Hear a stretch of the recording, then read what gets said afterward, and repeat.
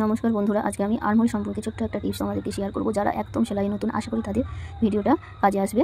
ওপরে দেখো পুট নিয়েছি 6 থেকে 2 সুত কম, আর আর্মহোলের জন্য 6.5 ইঞ্চিতে একটা দাগ দিয়ে দাগটা সমান করে টেনে নিয়েছি। আর মানে ছাতি আছে 34 ইঞ্চি, তো 4 ভাগ করলে হবে 8.5 ইঞ্চি, আর 1.5 ইঞ্চি মার্জিন নিয়েছি।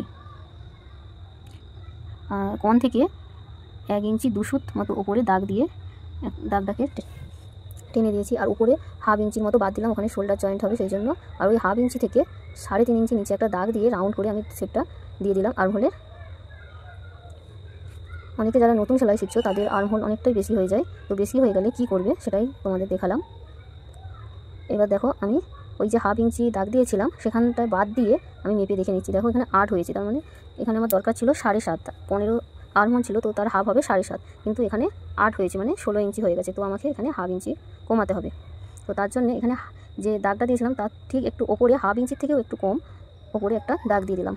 দিয়ে সেই একইভাবে ওই কোণ থেকে 1 ইঞ্চি 2 সুত ওপরে আমি সেম একইভাবে দাগ দিয়ে দেবো।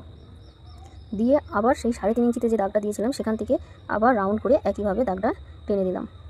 এবার আমি মেপে দেখে নেব। আর এখানে যে সাইডে হাফ ইঞ্চি বাদ দিয়ে আমি মেপে দেখাচ্ছি, কারণ যখন আমি ব্লাউজটা সেলাই করব হাফ ইঞ্চি ওখানে সেলাই বাদ চলে যাবে, তো সেই বাদ দিয়ে আমি মেপে দেখাচ্ছি। দেখো 7.5 ইঞ্চি একদম পারফেক্ট হয়েছে।